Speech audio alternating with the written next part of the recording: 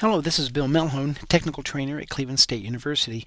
Today I'm going to be talking to you about Macintosh screen capture techniques.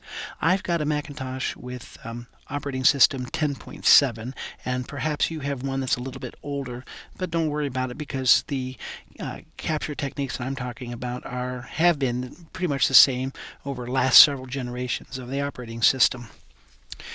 Now, if you are on campus and you would like to ask me some questions, here's my information, here's my email, and here's my phone number.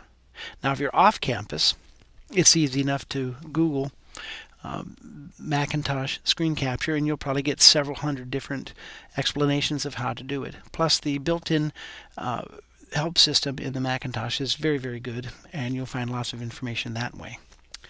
Now, the first technique I want to tell you about is if you want to take a whole screen picture, that is everything that you see on your screen, including the dock, which I have here on the left-hand side, but which frequently is on the bottom, and the menu bar. Everything you see is going to be captured. The key commands are pretty simple, pretty straightforward. You're going to hold down the Shift key, the Command key, and the 3 key. So I'll try that for you. Shift, Command, 3. And you'll hear the nice sound that you probably just noticed, the camera shutter to let you know that you have done something. Up here in the top right-hand corner is the picture that you just took. It's of the entire screen, as I mentioned. Let's take a look at what's happened here. The operating system has given it a name. It's called it Screenshot. It's given it a date, and it's given it a time. The pictures come to you in the PNG format, not JPEG and not GIF. The PNG is a pretty good file format. It's been around for 10 years or more. It's good quality. It's certainly better than a GIF, and you can make arguments about whether it's better than a JPEG. But certainly, if you're going to use PNGs like I do for printing, PNG's a better format because it handles the numbers, like you see here on my picture, and text. It handles that better than does JPEG. Let's take a look at it closer. Let's open it up. Just double-click on it, and it opens up in the standard preview program that comes with Macintosh. And you can see everything. Everything looks duplicated. Don't get confused. You're not seeing double. Now, let's say I didn't want to use the whole thing. Well, preview gives me the ability to crop it down, just like in Photoshop. Up underneath the Tools menu, if I come to the Select tool, or if I hold down the Command and the number 3 key, what I can do is I can just click and hold and drag out any kind of a square. Now you'll notice that there are these little handles on the corners and on the sides. Those allow me to fine-tune my selection. So what if I wanted to just get this Q key here? I could grab a handle and drag it up there, and all I'm going to get is a Q. Now, to crop this image, you're going to hold down the Command key and the K, and there you have it. The entire picture has been blown away except for the Q key. All right, now what if you didn't want to go through that step? There's got to be a better way, right? Right. If you take a look here, if you do the Shift Command 4 technique, you're going to be able to bypass that whole cropping and just make the selection that you would want. Just like a cooking show, I've got something ready for you. Up here in my Firefox, I've got a picture of the Alpine Ski Valley here around Cleveland. It's very local. And what if I wanted just to have this central area? Well, you know, it's a web picture. I could just click on the thing, drag it to the desktop, and I've got my entire picture. But if like I said, if I just want the central area here, Shift Command 4. Now notice how my mouse cursor turns into a crosshair with numbers. Those numbers are just coordinates to let you know where you are on the screen. Again, you're going to click and hold, drag out a box of some size, and let go.